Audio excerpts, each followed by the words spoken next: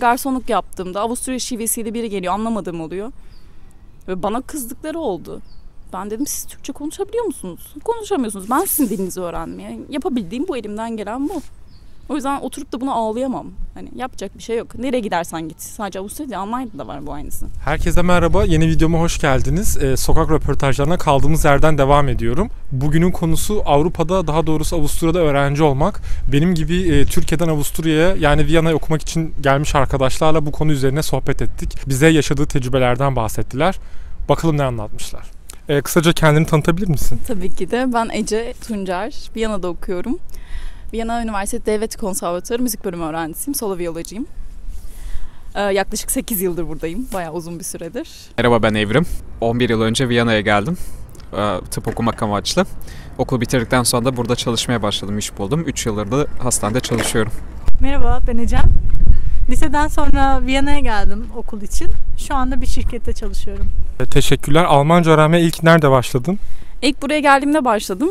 Aslında gelişim de biraz değişikti benim. Bir ayda geleceğime karar verdim. Seçildim bir profesör tarafından. Sonra da buraya gelmeye karar verdim.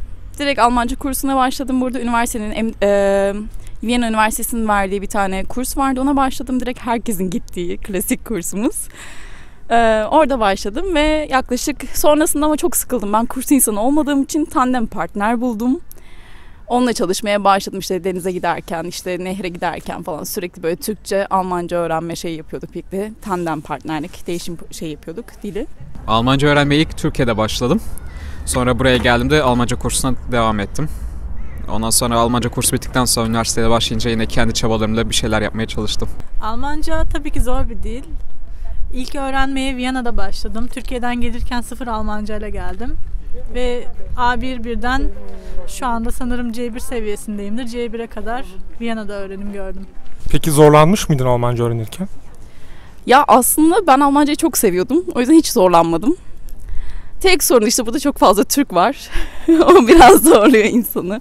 Hani çünkü yani Türklerle iletişime geçtiğin sürece Almancan yavaş yavaş gerilemeye başlıyor. Farkına varmadan işte uzaklaşmaya başlıyorsun. Çünkü kendi dilini özlüyorsun. Daha çok kendi dilini konuşmak istiyorsun. O yüzden tandem partner her zaman en iyisidir. Evet. Çünkü hem etkinlik yapıyorsun, hem bir yerlere gidiyorsun, hem bir şeyler yapıyorsun, hem de Almanca konuşuyorsun. Bir anda bir bakıyorsun ki aslında Almancan çok iyi seviyeye gelmiş. Bence hala zor. 11 yıldan sonra hala bence zor yani. Daha hala öğrenmeye devam ediyorum. Şu anki işin tamamen Almanca mı? Tamamen Almanca. Çoğu zaman Almanca. Bazen Almanca konuşmayan hastalar oluyor ama genelde nadir. O zaman ne olursa İngilizce, çok nadir de olursa Türk hasta çıkıyor ama genelde pek denk gelmiyorum. Daha önce yurt dışı tecrüben olmuş muydu yoksa Viyana ilk miydi? Aslında yurt dışı tecrübem oldu. 16 yaşında Türk müziğini tanıtmak amacıyla bir Almanya Weimar şehrine gitmiştim. Orada yaklaşık bir hafta kaldık. İşte Frankfurt'u falan gezdim. Lisede daha önce Kanada'da ve İngiltere'de bulundum. Dil kursu amaçlı. Ama her ikisi de 3'er haftaydı. Onun dışında sonra Avusturya'ya geldim. En uzun deneyimim Avusturya oldu. İlk Viyana'ya geldim. Peki Viyana'ya geldiğinde en çok zorlandığın konu hangisiydi? Yani kültürel olarak, manevi olarak? Ya aslında zorlanmadım çok değişik bir şekilde. Ben çünkü hani yabancı dili çok seviyorum, insanları çok seviyorum, değişik dil öğrenmeyi çok seviyorum. İşte şimdi İspanyolca öğreniyorum, bir yandan başka bir şey öğreniyorum. Benim için çok güzel bir şeydi. Tek zorlandığım şey yalnız olmak. Burada arayacağın hiç kimse yok. Hastalandığında sana bakacak kimse yok. Ayakların üzerinde durmak zorundasın. Kendini geliştirmeye başlıyorsun. Ben ilk geldiğimde konuşamayan bir insandım. Kendime özgüveni olmayan bir insandım. Ve burada kadın olmayı öğrendim. Ayaklarım üzerinde durmayı, hayatta ne olursa olsun bir şeyler yapabilmeyi öğrendim aslında. Ve bu bana çok şey kattı açıkçası. Güzel soru. Yani ben pek bir zorluk yaşamadım. Zaten Avrupa'ya gelmeyi istiyordum. Geldiğim günden beri de mutluyum. Okurken çalıştın mı hiç veya çalışıyor musun şu an? Ne yazık ki aileniz eğer memursa buna hazırlıklı olun. Hani gerçekten hazırlıklı olun. Hayatın sadece çalışmakla geçecek. Ben yaklaşık 8 yıldır çalışıyorum. Dönercide çalıştım. Fırında çalıştım. Düğün salonlarında çalıştım. Her yerde çalıştım. Kafelerde çalıştım. Fotoğrafçılık yaptım. Ne ararsanız hepsini yaptım. Şu an çocuk bakıyorum. Bir yandan müzik dersi veriyorum. Bir yandan garsonluk yapıyorum. Bir yandan da okuyorum. Almanca öğrenirken çalışmıyordum. Daha sonrasında yarım zamanlı çalışmaya başladım ve şu anda da tam zamanlı olaraktan devam ediyorum. Evet, birkaç sene boyunca çalıştım bu ortopedi muayenehanesinde asistan olarak. Doktor asist ettim genelde. Bir de Türkçe konuşan bir elemana da ihtiyaçları vardı. Çok Türk hasta vardı. Öyle. Şu anki bölümün ne peki? Şu anda dahiliyedeyim. Dahiliye ve böbrek hastalıkları. Peki Viyana'da kaldığın süre boyunca hiç ırkçılık yaşadın mı veya şahit oldun mu? Ne yazık ki. Evet. Viyana çok güzel ırkçı bir şehir. Burayı Ne kesin. yazık ki. Kesme bence hiç. Gerçekler ama. Bana hep şey geliyor. Aa sen Türksün ama niye böyle giyiniyorsun? Aa sen Türksün ama nasıl böyle işte konuşabiliyorsun? Nasıl bu kadar özgürsün? Bu kadar şey yapabiliyorsun? Aslında Türk'ün ne olduğunu bilmiyorlar. Ya da yaşlı kesim var ne yazık ki. Hala bir takım böyle eski savaş zamanından kalma teyzelerimiz. Mesela bir gün metroda giderken annemle konuşuyordum. İşte normal Türkçe konuşuyorum. Ve bir anda kadın bana bağırmaya başladı. Sen nasıl Türkçe konuşursun? Bu ülkedeysen Almanca konuşmak zorundasın. Yani cevabım şu oldu. Annemle konuşurken de Almanca konuşacağım. Kendi kültürüm, kendi şeyim. Ne yazık ki oluyor. Kadın Türkçe konuştuğunu anlamış mıydı senin? Evet. Evet, çok fazla Türk var burada, o yüzden anladım. Garsonluk yaptığımda Avusturya şivesiyle biri geliyor, anlamadığım oluyor. Ve bana kızdıkları oldu. Ben dedim siz Türkçe konuşabiliyor musunuz? Konuşamıyorsunuz. Ben sizin dilinizi öğrenmeye. Yapabildiğim bu, elimden gelen bu. O yüzden oturup da buna ağlayamam. Hani yapacak bir şey yok. Nereye gidersen git. Sadece Avusturya'da, Almanya'da da var bu aynısı. Ya ben bizzat herhangi bir ırkçılık yaşamadım ama bazı insanların yabancı olduğum için ya da ana dilim Almanca olmadığı için hani bana mesafeli davrandığını ama gördüm. Direkt bizzat bir ırkçılık yaşamadım. Herhangi bir saldırıda bulunmadı yani. Irkçılıkla alakalı başıma bir şey gelmedi açıkçası.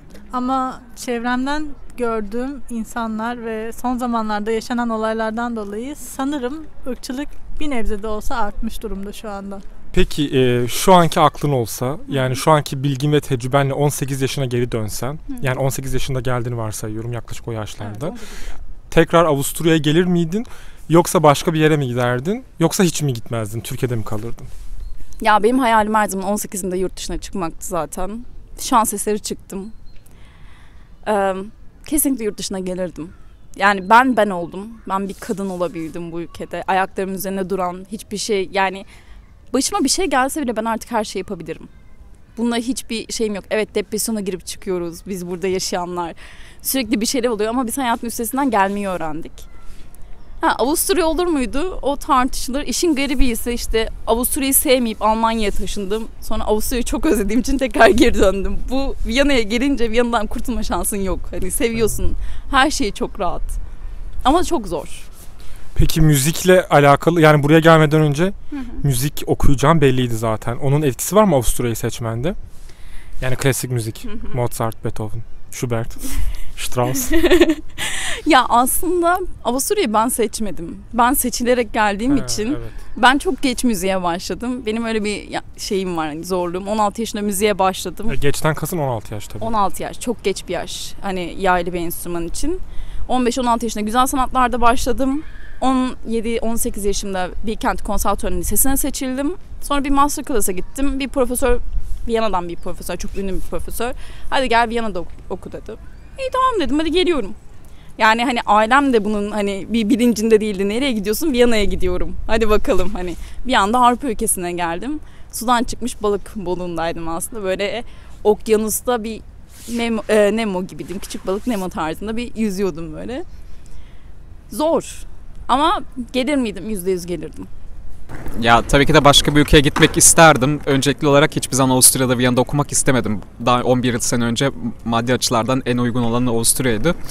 O yüzden geldim. Yani şimdiki aklım olsa büyük ihtimalle yine buraya gelmek zorunda kalırdım. Ama hani daha çok İngiltere'de ya da İngilizce konuşulan bir ülkede herhalde okumak isterdim. Türkiye'de kalmazdım. Avusturya çok güzel bir ülke. Ama yani havasından dolayı İspanya'ya gitmiş olsaydım daha güzel olabilirdi belki. Tabii orada yaşamadığım için kıyaslayamıyorum ama yine ülkeleri güzel olabilirdi. Aslında bir sonraki soruya bir nevi cevap vermiş oldun. Bir sonraki sorum şey olacaktı. Burada yaşamak sana en çok ne kattı? Yani şu konuda pozitif olarak çok fazla ilerledim, kendimi geliştirdim diyebilir misin? Evet, yani çoğu şeyde ben kendimle baş başa kalmayı öğrendim. Kendimi tanıdım, yalnız vakit geçirmeyi öğrendim. koloni şeklinde yaşamak dışında hani kendim ne yapabileceğimi gördüm bu hayatta. O çok güzel bir şey oldu benim için. Dediğim gibi konuşabilmeyi öğrendim. Kendimi ifade edebilmeyi öğrendim. Bunlar pozitif kısımlardı ama negatif kısımları da var. Arkadaşsız kalmak.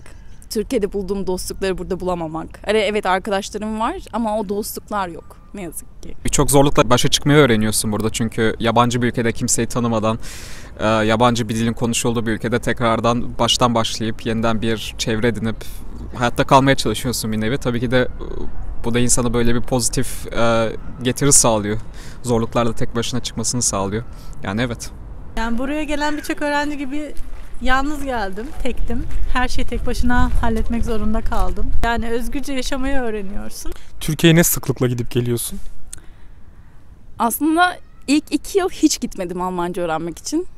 Sonrasında işte yazları, ara dönemler artık hep gitmeye başladım. Arkadaşlarımı çok özlediğim için, yemekleri çok özlediğim için. Ya da tatillerimi orada geçirmek bana daha çok keyif verdiği için böyle. Türkiye başka benim için. Hani çok sevsem de dönmek istemiyorum ama hani çok sık gidiyorum. Yılda 2-3 defa minimum gidiyorum. Değişiyor. 4 kez, 5 kez, 6 kez yılda. Duruma göre değişiyor. 2 yılda bir civarında sanırım. Türkiye'ye dönmeyi düşünüyor musun? Ya aslında ara ara geliyor, dönmek istiyorum. Çok özlediğim için gerçekten dönmek istiyorum. Ben burada bağımsızlığımla yaşayan bir insanım. İnsanların bana karışmasıyla değil, herkes bana saygı duyuyor, benim yaşamıma saygı duyuyor. Ne yazık ki Türkiye'de bu çok fazla olmuyor. Herkes birbirine karışıyor, herkes birbirine bir şey söylüyor. Ama bir yandan da şu an müzik terapi okumayı düşünüyorum ve oradaki çocuklara yardım etmek istiyorum. Oradaki genç çocuklara, küçüklere, kız çocuklarına, okuyamayan çocuklara hepsine eğitim vermek istiyorum. Ücretli ücretsiz, yani Patch Adams modu aslında biraz. O yüzden şu an çok kararsızım. Bu sorunun ne evet ne hayır diye bir cevabı var. Yakın bir zaman içinde hayır. Düşünmüyorum. Çok teşekkür ederim. Ben teşekkür ederim. Ben teşekkür ederim. Çok teşekkür ederim.